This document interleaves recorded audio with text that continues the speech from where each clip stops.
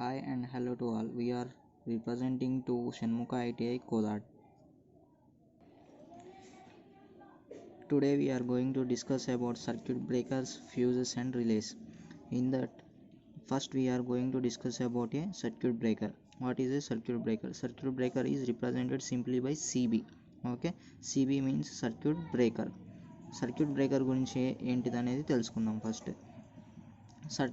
Circuit breaker is a mechanical switching device capable of carrying currents under normal conditions. Normal కండిషన్స్లో ఇది ఏం చేస్తుంది, కరెంట్ని ఫ్లో అయ్యేలాగా చేస్తుంది. ఏంటిది సర్క్యూట్ బ్రేకర్ అనేది? ఇది ఒక స్విచ్చింగ్ డివైస్, స్విచ్ లాగా పనిచేస్తుంది. ఎప్పుడు నార్మల్ కండిషన్స్లో కరెంట్ అనేది ఫ్లో చేస్తుంది. And breaking the currents under abnormal conditions like short circuit. అంటే షార్ట్ సర్క్యూట్ కానీ ఏమైనా హై కరెంట్ ఫ్లో అయినప్పుడు కానీ అది కరెంట్ అనేది బ్రేక్ చేస్తుంది. బ్రేక్ ఎలా చేస్తుంది? బై ట్రిప్ అవుతుంది అనమాట సర్క్యూట్ బ్రేకర్ అనేది. Okay, it is termed as miniature circuit breaker. దీన్ని ఎలా అంటాం? ఎంసీబీ అని కూడా టర్మ్ డిఫైన్ చేస్తాం అనమాట. ఎంసీబీ అంటే ఏంటిది? Miniature circuit breaker. ఈ సర్క్యూట్ బ్రేకర్స్ను మినియేచర్ ఎంసీబీలను మనం యూస్ చేస్తూనే ఉంటాం. మెయిన్స్ నుండి ఫ్యూజ్ బదులు మెయిన్స్ నుండి ఫ్యూజ్ ఉంటుంది, ఫ్యూజ్ నుండి ఎంసీబీలు ప్రతి ఒక రూమ్కి, ప్రతి ఒక్క సర్క్యూట్కి ఫస్ట్ ఎంసీబీలు అనేటిని ఫిట్ చేస్తాం అనమాట. ఎందుకంటే హై కరెంట్ ఫ్లో అనేది మనకి డైరెక్ట్గా సర్క్యూట్లో ఫ్లో కాకుండా ఉండడానికి మధ్యలోనే ఎంసీబీ అనేది ట్రిప్ చేస్తుంది హై కరెంట్ ఎప్పుడైనా ఫ్లో అయినప్పుడు. Next types of MCBs. MCBs ఎన్ని టైప్స్ ఉంటాయి? Thermal magnetic MCB, magnetic hydraulic MCB, assisted bimetallic MCB. ఇవి 3 టైప్స్ అనమాట ఎంసీబీస్. వాటిలలో ఫస్ట్ వచ్చేసి thermal magnetic MCB. Thermal magnetic MCB అంటే దాని యొక్క నేమ్లోనే తెలుస్తుంది మనకి. ఏమని? థర్మల్ అంటే ఏంటిది? హీట్. ఎప్పుడైనా టెంపరేచర్ రైజ్ అయితే ఏమవుతుంది? హీట్ అయిపోతుంది. హీట్ అవ్వడం వల్ల సర్క్యూట్ అనేది హై కరెంట్ ఫ్లో అవ్వడాన్ని ఇండికేట్ చేస్తుంది. ఎప్పుడైతే హై కరెంట్ ఫ్లో అని ఇండికేట్ చేస్తుందో అప్పుడు ఎంసీబీ అనేది ట్రిప్ అవుతుంది. ఏంటిది అసలు థర్మల్ మ్యాగ్నెటిక్ ఎంసీబీ అంటే చూద్దాం. For protection against overload and short circuit.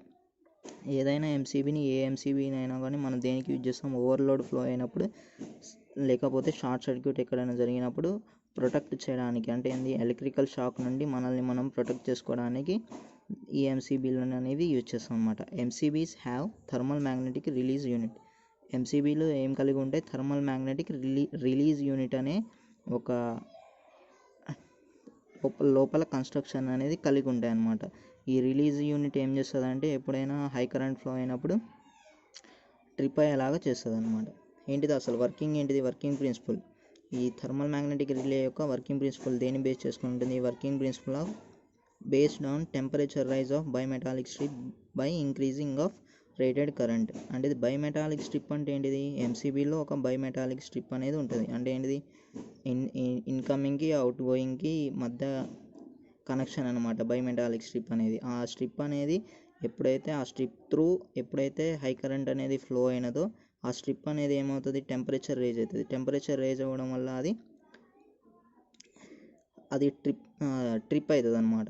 Okay, దేనివల్ల? హై కరెంట్ ఫ్లో అవ్వడం వల్ల అది హీట్ అనేది గెయిన్ చేసుకుంటుంది. ఏంటిది? Bimetallic strip. ఎగ్జాంపుల్, ఒక నార్మల్ రేటెడ్ కరెంట్ తీసుకుందాం. ఇది థర్మల్ మ్యాగ్నెటిక్ ఎంసీబీ ఏం చేస్తుంది అంటే నార్మల్ రేటెడ్ కరెంట్ 130%ని అప్పటి వరకు కూడా అది కరెంట్ అనేది ఫ్లో అయ్యేలాగా చేస్తుంది. ఎప్పుడైతే 130%ని క్రాస్ అయిందో అప్పుడు ఏమవుతుంది? Tripping of liver is done. దాంట్లో ఉన్న బైమెటాలిక్ స్ట్రిప్ అనేది ట్రిప్ అవుతుంది అనమాట. ట్రిప్ అయ్యడం అంటే ఏంటిది? ఆన్ పొజిషన్ నుండి ఆఫ్ పొజిషన్కి రావడం అనమాట. Tripping of circuit breaker is due to thermal action. దేనివల్ల జరుగుతుంది ఈ tripping? Thermal action. Thermal action అంటే ఏంటిది? టెంపరేచర్ రైజ్ అవ్వడం వల్ల జరిగే యాక్షన్. అంటే బైమెటాలిక్ స్ట్రిప్ అనేది ఆఫ్ పొజిషన్ నుండి ఆన్ పొజిషన్కి రావడాన్ని ఏమంటాం మనం? ట్రిప్పింగ్ అంటాం. దేనివల్ల జరుగుతుంది? ఇది థర్మల్ యాక్షన్ వల్ల జరుగుతుంది. Between 400 to 700% tripping is due to both combined thermal and magnetic action. Thermal and magnetic action ఎందుకని తీసుకున్నాం ఇక్కడ? ఇది థర్మల్ మ్యాగ్నెటిక్ రిలే కాబట్టి, థర్మల్ మ్యాగ్నెటిక్ ఎంసీబీ కాబట్టి థర్మల్ మ్యాగ్నెటిక్ ఎంసీబీలో థర్మల్లీ యాక్షన్ జరుగుతుంది, మ్యాగ్నెటికల్లీ కూడా యాక్షన్ అనేది జరుగుతుంది. ఈ రెండింటి యాక్షన్ వల్ల సర్క్యూట్ అనేది ట్రిప్ అవుతుంది. ఓకే, ఇది thermal magnetic MCB. Next one వచ్చేసి metallic hydraulic MCB. Magnetic hydraulic MCB. It operates on the principle of a solenoid and hydraulically damped plunger. First ఈ సాలినాయిడ్ అంటే ఏంటిది, డాంప్డ్ ప్లంజర్ అంటే ఏంటిదో మీకు తెలియాలి. ఫస్ట్ సాలినాయిడ్ అంటే ఏంటిది, solenoid is nothing but A electromagnet అనమాట. ఎలక్ట్రోమ్యాగ్నెట్ ఏంటిది, ఎలక్ట్రికల్ సప్లైని మనం ఫ్లో చేయడం వల్ల మ్యాగ్నెటిక్ ఫీల్డ్ అనేది డెవలప్ అవుతుంది దాని చుట్టూ. ఓకే, డెవలప్ అవ్వడం వల్ల ఈ హైడ్రాలికల్లీ డాంప్డ్ ప్లంజర్ ఏం చేస్తుంది, యాంప్లిట్యూడ్స్ని ప్రొడ్యూస్ చేస్తుంది. అంటే యాంప్లిట్యూడ్స్ అంటే ఏంది, సమ్ మ్యాక్సిమం పొజిషన్కి సమ్ మినిమం పొజిషన్కి స్ప్రింగ్ అనేది ఊగుతూ ఉంటుంది. దాన్ని ఏమంటాం, డాంపింగ్ అంటాం. ఈ డాంప్డ్ ప్లంజర్ని నేను సాలినాయిడ్ అని యూజ్ చేస్తాం. అసలు వర్కింగ్ ఎలా జరుగుతుంది దీంట్లో, a solenoid is a series coil. ఈ దీంట్లో సాలినాయిడ్ ఎట్లా కనెక్ట్ చేస్తారంటే ఎంసీబీకి మెయిన్ సప్లైకి సిరీస్లో కనెక్ట్ చేస్తారు. ఓకే, ఎంసీబీలో సాలినాయిడ్ ఉంటుంది. ఆ సాలినాయిడ్ని డైరెక్ట్గా మెయిన్స్ సప్లైకి మనం ఎట్లా కనెక్ట్ చేస్తాం, సిరీస్లో కనెక్ట్ చేస్తాం. A ferrous plunger moves towards poles. ఇక్కడ పోల్స్ అంటే ఏంటి, పోల్ అంటే ఏంటిదంటే సాలినాయిడ్ యొక్క 2 ends. Solenoid is nothing but electromagnet. అది ఒక మ్యాగ్నెట్ కాబట్టి దానికి పోల్స్ ఉంటాయి అన్నమాట. ఈ పోల్స్కి దగ్గరగా ఏమవుతుంది, ఫెర్రస్ ప్లంజర్ అనేది మూవ్ అవుతూ ఉంటుంది. Plunger is nothing but A spring type structure. Okay, spring లాగా ఉంటుంది అనమాట. ఎప్పుడైతే అది పోల్స్ వైపు మూవ్ అవుతుందో అప్పుడు ఏమవుతుంది, MMF is produced with increasing flux. అది సాలినాయిడ్ కాబట్టి సాలినాయిడ్కి ఏమొస్తుంది, సాలినాయిడ్ చుట్టూ ఏం ఫామ్ అవుతుంది, మ్యాగ్నెటోమోటివ్ ఫోర్స్ అనేది ఫామ్ అవుతుంది. ఎందుకంటే సాలినాయిడ్ అనేది దేంతో మేడ్ అయి ఉంటుంది, మ్యాగ్నెట్తో మేడ్ అయి ఉంటుంది. ఎంఎంఎఫ్ ప్రొడ్యూస్ అవ్వడం వల్ల ఫ్లెక్స్ అనేది ఇంక్రీజ్ అవుతుంది. Instantaneous tripping occurs on very large current 7 to 8 times of full load current. ఎప్పుడైతే అది ఎంసీబీ బేర్ చేయగలుగుతుందో అంతకంటే ఎన్ని full load current 7 to 8 times load current అనేది బేర్ చేయగలుగుతుంది. అంతకంటే ఎక్కువ కరెంట్ అనేది ఫ్లో అయిందనుకో ఇన్స్టాంటేనియస్గా ట్రిప్ అవుతుంది. కారణం ఏంటిది, because flux is proportional to current. Current అనేది ఎప్పుడైతే పెరుగుతుందో ఫ్లక్స్ అనేది పెరుగుతుంది అనమాట. ఓకేనా, హై కరెంట్ అనేది ఫ్లో అయినప్పుడు ఫ్లక్స్ ప్రొడ్యూస్ అవుతుంది. ఫ్లక్స్ అనేది ఇంక్రీజ్ అవ్వడం వల్ల ఎంఎంఎఫ్ ప్రొడ్యూస్ అవుతుంది. ఈ ఎంఎంఎఫ్ ప్రొడ్యూస్ అవ్వడం వల్ల ఈ ప్లంజర్ అనేది ఆన్ పొజిషన్ నుండి ఆఫ్ పొజిషన్కి వస్తుంది. ప్లంజర్ అంటే ఏంది, స్ప్రింగ్ మ్యాక్సిమం యాంప్లిట్యూడ్ నుండి మినిమం యాంప్లిట్యూడ్కి వస్తుంది. ఫర్ ఎగ్జాంపుల్ ఇలా అనుకోండి, maximum amplitude is on position, minimum amplitude is of position. Maximum amplitude దగ్గర అది ఆన్లో ఉంటుంది, మినిమం యాంప్లిట్యూడ్ దగ్గర ఆఫ్లో ఉంటుంది. Next last one in MCBs is assisted bimetallic tripping MCB. అంటే ఏంది, బైమెటాలిక్ ట్రిప్పింగ్ ఎంసీబీ అనమాట దీని పేరు. Okay, it is a time delay characteristic MCB. అంటే ఏంది, ఇది టైంని బేస్ చేసుకొని ఇది ట్రిప్ అవుతూ ఉంటుంది అనమాట. ఓకే, వర్కింగ్ ఏంటిది, it consist of a bimetallic strip which is able to move. Same ఇందాకేంటిది డాంప్డ్ స్ప్రింగ్ ప్లంజర్ అనేది మూవ్ అవుతూ ఉంటుంది. ఇక్కడ ఏంటిది, బైమెటాలిక్ స్ట్రిప్ అనేది మూవ్ అవుతూ ఉంటుంది. A powerful magnetic pull is arranged to achieve short circuit condition. దీంట్లో అడిషనల్గా ఏముంటుంది, ఈ బైమెటాలిక్ స్ట్రిప్కి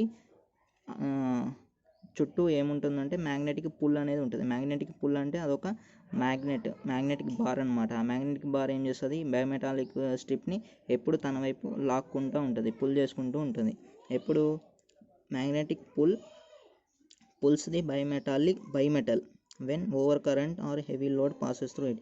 ఎప్పుడైనా హై కరెంట్ కానీ హెవీ లోడ్ కానీ పాస్ అయినప్పుడు ఎంసీబీలో పాస్ అయిందనుకోండి, ఎంసీబీలో ఏముంటుంది, ఈ బైమెటల్ అనేది ఉంటుంది. ఈ బైమెటల్ని ఈ మ్యాగ్నెటిక్ పుల్ అనేది తన వైపు లాక్కుంటుంది. అప్పుడు ఏమవుతుంది, ట్రిప్పింగ్ అనేది జరుగుతుంది. ఓకేనా, దీని ఆపరేషన్ అనమాట. This deflection of bimetal will cause the trip of MCB.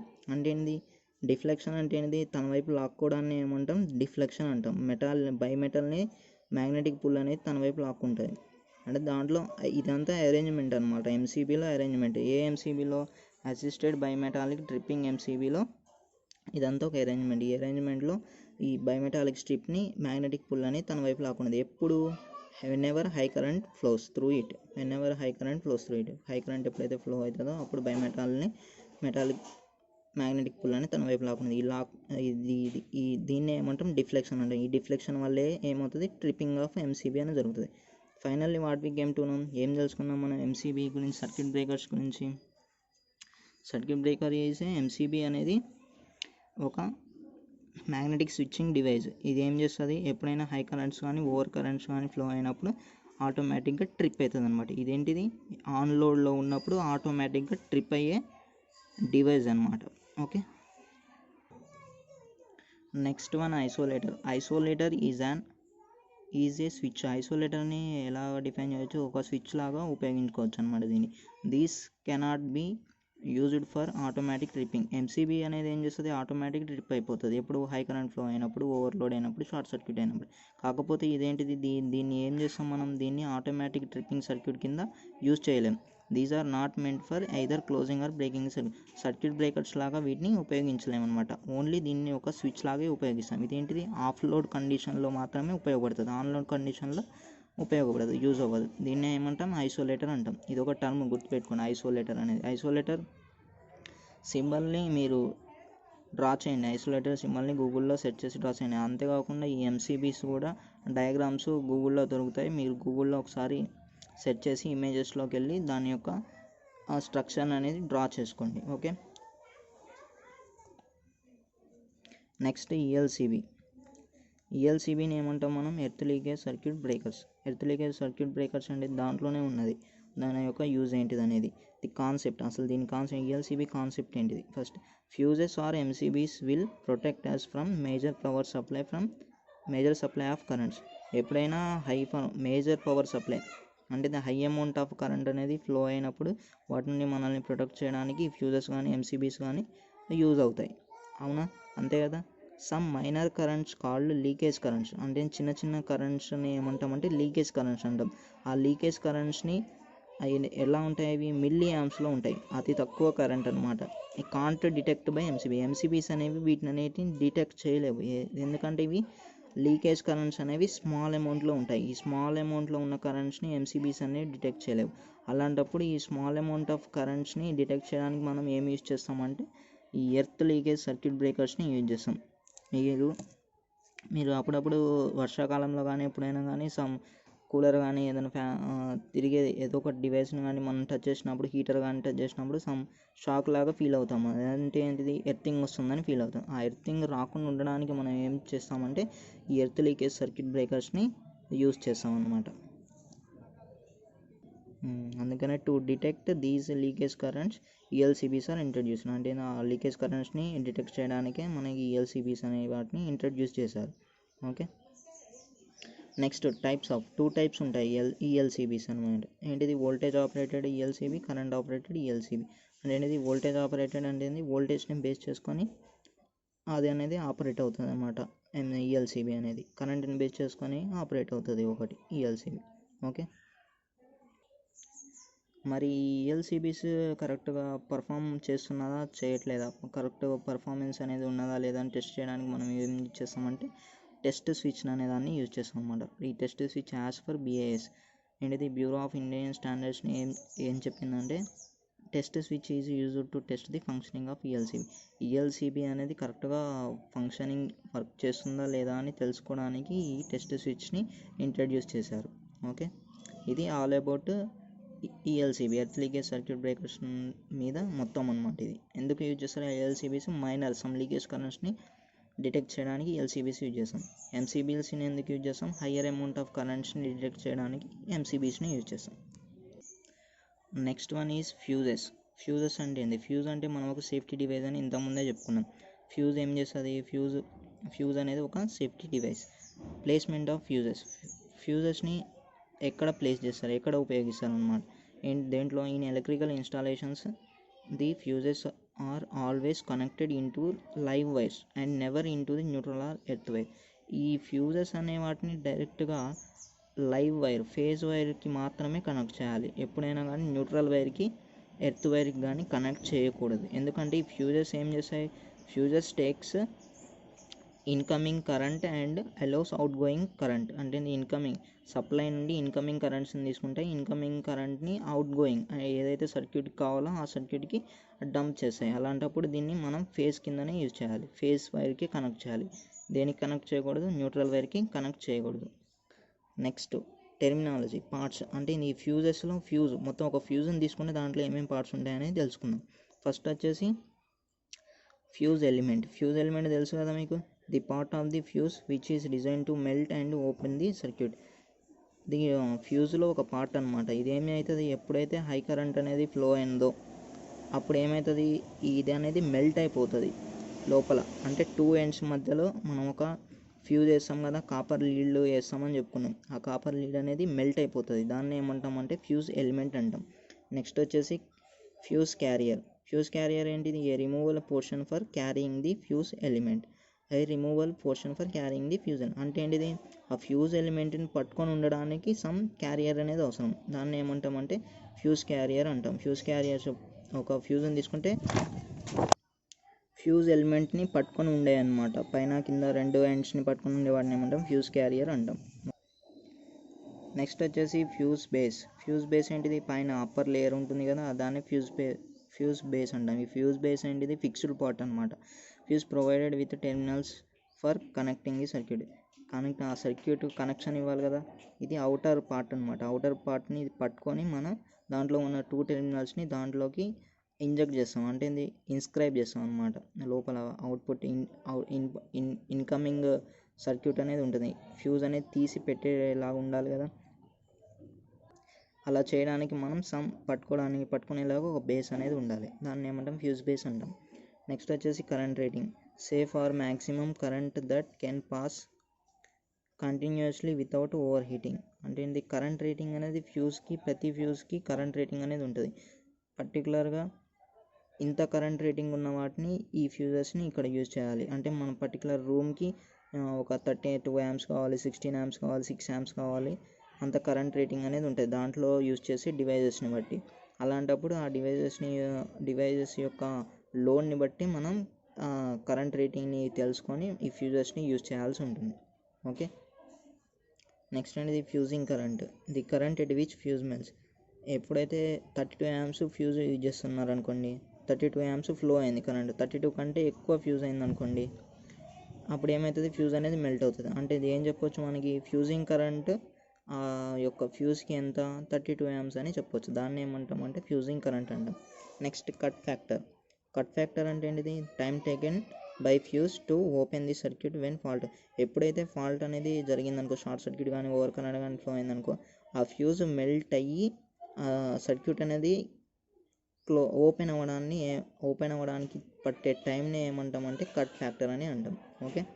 Next వచ్చేసి fusing factor. Fusing factor is nothing but minimum fusing current by rated current. Minimum fusing current అంటే ఫ్యూజ్కున్న మినిమం ఫ్యూజింగ్ కరెంట్ అంటే ఎంతవరకు అయితే current అనేది flow అవుతుంది by rated current of the fuse 32 amps. 32 amps rated current. Minimum fusing current ఏంటిది? Fusing current అంటే మనం ఇక్కడ చెప్పుకున్నాం, ఎక్కడైతే ఏ కరెంట్ దగ్గర అయితే ఫ్యూజ్ అనేది మెల్ట్ అవుతుందో ఆ కరెంటు బై అసలు రేటింగ్ ఆఫ్ ఫ్యూజ్ కరెంట్, దాన్ని చేస్తే మనకి ఏమొస్తుంది? ఫ్యూజింగ్ ఫ్యాక్టర్ అనేది వస్తుంది. ఆ ఫ్యూజింగ్ ఫ్యాక్టర్ ఎప్పుడు కూడా 1.4 కంటే ఎక్కువ ఉండకూడదు. నాట్ గ్రేటర్ దెన్ 1.4 ఫ్యూజింగ్ ఫ్యాక్టర్కి ఏమి యూనిట్స్ ఉండవు. ఎందుకంటే ఫార్ములా ఏంటిది? Current by current, amps by amps cancel అవుతుంది కాబట్టి దానికి యూనిట్స్ అనేవి ఉండవు. ఇది ఎంతకంటే ఎక్కువ ఉండకూడదు? 1.4 కంటే ఎక్కువ ఉండకూడదు. Okay. Now we're going to discuss about the types of fuses. ఈ టైప్స్ ఆఫ్ ఫ్యూజెస్ మనం ఆల్రెడీ చెప్పుకున్నాం. రివైరబుల్ ఫ్యూజెస్, కార్ట్రిడ్జ్ టైప్ అని. ఓకేనా. రివైరబుల్ ఫ్యూజెస్ అంటే అనేది అప్ టు 200 amps వరకు యూజ్ చేస్తాం. కార్ట్రిడ్జ్ టైప్ ఫ్యూజెస్ని ఎంతవరకు యూజ్ చేస్తాం? 1250 amps వరకు యూజ్ చేస్తాం అనమాట. ఓకే. అసలు రివైరబుల్ టైప్ ఫ్యూజ్ అంటే ఏందో తెలుసుకుందాం. First in this fuse element of the fuse consist of A wire. అంటే ఫ్యూజ్ ఎలిమెంట్ అనేది ఒక వైర్ అనమాట. ఇది ఫ్యూజ్ ఎలిమెంట్ కింద ఒక వైర్ని కలిగి ఉంటుంది. ఆ వైర్ ఏంటిది? Which may be replaced when necessary. ఎప్పుడైతే మనం అది డల్ అయిపోయింది అనుకుంటే అప్పుడు దాన్ని రీప్లేస్ చేసి కొత్త వైర్ని ఫ్యూజ్గా వేసుకోవచ్చు. దీన్ని ఏమంటాం? రివైరబుల్ టైప్ ఫ్యూజ్ అని అంటాం. నెక్స్ట్ ఏంటిది? సింపుల్ ఇన్ కన్స్ట్రక్షన్, ఆల్సో లో కాస్ట్. ఇదేంటిది లో కాస్ట్, కన్స్ట్రక్షన్ కూడా సింపుల్ అనమాట. ఎప్పుడు పడితే అప్పుడు మనం తీసేసి కొత్తదాన్ని వేసుకోవచ్చు fuse. Next cartridge type. Cartridge type ఏంటిది? In this fuse elements are enclosed in a tight air chamber. Rating of the fuse is exactly mention. Fuse యొక్క రేటింగ్ అనేది పర్టికులర్గా మెన్షన్ చేసి ఉంటుంది.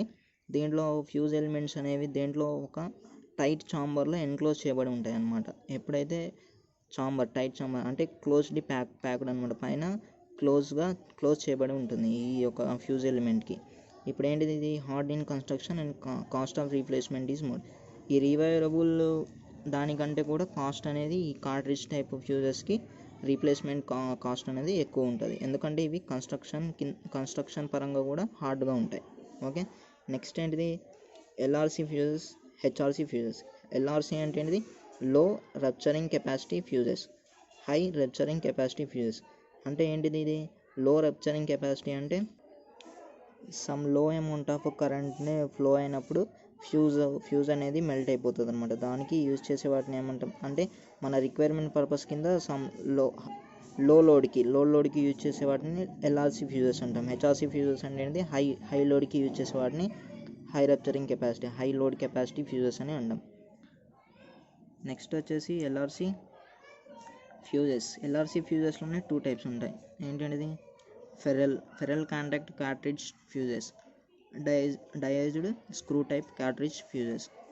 ఈ రెండు కూడా ఎల్ఆర్సి ఫ్యూజెస్ కింద వస్తాయి. ఈ ఎల్ఆర్సి ఫ్యూజెస్ కానీ హెచ్ఆర్సి ఫ్యూజెస్ కానీ అన్నీ కూడా కార్ట్రిడ్జ్ ఫ్యూజెస్ అనమాట. ఓకే, ఎఫ్సిసిఎఫ్ అంటే ఫెరల్ కాంటాక్ట్ కార్ట్రిడ్జ్ ఫ్యూజెస్ అనమాట. ఈ ఫ్యూజెస్ ఎక్కడ యూజ్ చేస్తాం? For protecting electrical and electronic circuits. Some electrical and electronic సర్క్యూట్స్ని ప్రొటెక్ట్ చేయడానికి యూజ్ చేస్తాం. అంటే ఏంటిది? సమ్ రెసిస్టర్స్ కానీ, ట్రాన్సిస్టర్లు కానీ, డయోడ్లు కానీ, స్విచ్ బాక్స్ కానీ, సర్క్యూట్ కానీ, ఏదైనా కానీ ఇవన్నీ కూడా ఎలక్ట్రికల్ అండ్ ఎలక్ట్రానిక్ సర్క్యూట్స్ అనమాట. వీటిని ప్రొటెక్ట్ చేయడానికి మనం ఈ ఎఫ్సిసిఎఫ్ని యూజ్ చేస్తాం.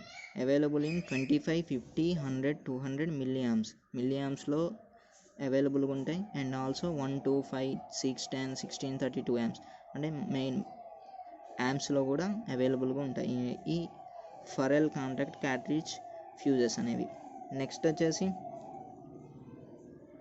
డిఎస్సిఎఫ్, commonly used for domestic and industrial ఇన్స్టాలేషన్కి ఈ డిఎస్సిఎఫ్ అని యూజ్ చేస్తాం. డిఎస్సిఎఫ్ అనేది diazed screw type cartridge fuses అనమాట. ఓకే, వీటిని ఎక్కడ యూజ్ చేస్తాం? డొమెస్టిక్ ఇండస్ట్రియల్ పర్పస్కి యూజ్ చేస్తాం. Okay, this is a screw type fuse consist of colours. ఈ కలర్స్ని బేస్ చేసుకొని మనం దాని యొక్క కెపాసిటీని డిసైడ్ చేస్తాం అనమాట. ఎగ్జాంపుల్ ఇవి అనమాట. చూడండి, పింక్ ఉంటేనేమో 2 amps, బ్రౌన్ ఉంటే 4 amps, green 6, red 10, grey 16 amps, blue అనేది 20 ampsని ఇండికేట్ చేస్తుంది, ఎల్లో 25, బ్లాక్ 32, వైట్ 50, కాపర్ అనేది 63 ampsని ఇండికేట్ చేస్తుంది. ఇవి దీని యొక్క డిఎస్సిఎఫ్ యొక్క కరెంట్ రేటింగ్ కెపాసిటీ ఏంటి? ఈ ఫ్యూజెస్ యొక్క current rating capacity. Next one వచ్చేసి HRC fuses are capable of opening circuits having very high faulty current. ఎక్కడైనా high amount of load use చేస్తున్నప్పుడు హై ఫాల్టీ కరెంట్ని డిటెక్ట్ చేయడానికి హెచ్ఆర్సి ఫ్యూజెస్ని యూజ్ చేస్తాం అనమాట. ఎల్ఆర్సి ఫ్యూజెస్ని ఎక్కడ యూజ్ చేస్తాం? లో లోడ్ కింద లో ఫాల్టీ కరెంట్స్ని డిటెక్ట్ చేయడానికి యూజ్ చేస్తాం.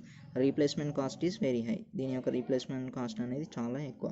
Okay, next item is relay అంటే ఏంటిది? ఇప్పటిదాకా మనం ఫ్యూజెస్ కానీ, ఎంసీబీస్ కానీ, ఎల్సీబీస్ కానీ తెలుసుకున్నాం. రిలే అంటే ఏంటి? Relay opens or closes and auxiliary circuit in the main circuit under normal కండిషన్స్లో మెయిన్ సర్క్యూట్కి ఫస్ట్ మెయిన్ సర్క్యూట్ ఉంటుంది. మెయిన్ సర్క్యూట్ కింద సబ్ సర్క్యూట్ ఉంటుంది. ఆ సబ్ సర్క్యూట్ని మనం ఏమంటాం? ఆక్సిలరీ సర్క్యూట్ అంటాం. ఆ ఆక్సిలరీ సర్క్యూట్కి ఎప్పుడైనా హై కరెంట్ ఫ్లో అయిందనుకో, ఆ ఆక్సిలరీ సర్క్యూట్ని ప్రొటెక్ట్ చేయడానికి మనం ఈ మెయిన్ సర్క్యూట్కి ఆక్సిలరీ సర్క్యూట్కి మధ్యలో రిలేని పెడతాం అనమాట. ఆ రిలే ఏం చేస్తుంది? ఆక్సిలరీ సర్క్యూట్ని ప్రొటెక్ట్ చేస్తుంది. అదే ఎంసీబీ ఏం చేస్తుంది? మెయిన్ సర్క్యూట్ని ప్రొటెక్ట్ చేస్తుంది. ఓకే, ఈ రెండు డిఫరెన్సెస్ అనమాట. Next types of relays. These are the types of relays: electromagnetic relay, thermal relay, AC relay. Again, in electromagnetic relay there are some other relays: current sensing relay, under current relay, voltage sensing relay, latching relay. ఇవన్నీ relays అన్నమాట. ఈ relays యొక్క main concept ఏంటిది? Auxiliary సర్క్యూట్ని protect చేయడం from under main circuit కింద ఉన్న auxiliary సర్క్యూట్ని ప్రొటెక్ట్ చేయడానికి ఈ యొక్క రిలేషన్ అనేది యూజ్ చేస్తాం. That's it. This is over for today. Today we learnt about circuit breakers, fuses and relays. Thank you and bye bye.